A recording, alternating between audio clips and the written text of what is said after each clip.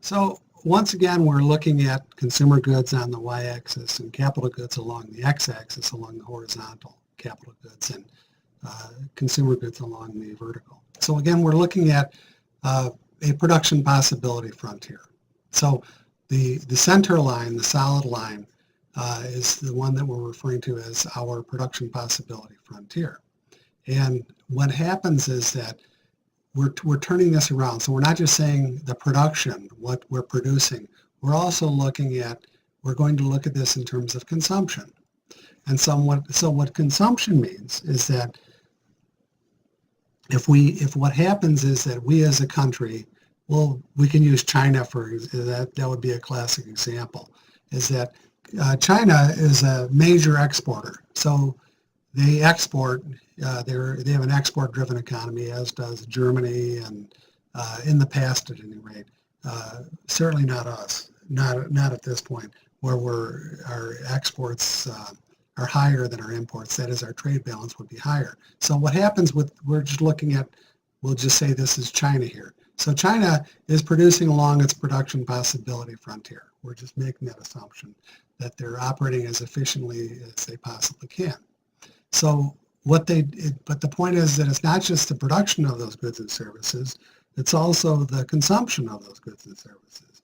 So if China is actually exporting a good amount of the goods in particular we're talking about in this case, so if they're exporting a large portion of their goods, that means that their citizens, their residents in their country are unable to actually consume those goods. So that's why we're showing the line moving inward from the production possibility frontier, because in this case, the country produced them, yes, along the PPF or the production possibility curve, but they ended up exporting, so it reduced their ability to consume those goods and services. And again, as it notes here, exports exceed imports. So it shrinks. It brings in your consumption or investment possibilities curve. Now, looking at the U.S., the U.S. has, for the last 30 years, been running trade deficits, meaning, and we'll be getting into that again later in the course. Yes, we will be discussing that a bit later in the course. Yes, we will. We'll probably be covering that a bit later in the course. Anyways, the point is that the U.S. operating along its production possibility frontier, with the curve pushing outward, meaning consuming, with imports exceeding exports, the consumers, the household as consumers, with the increased number of imports, are able to consume more than they otherwise would be able to do so.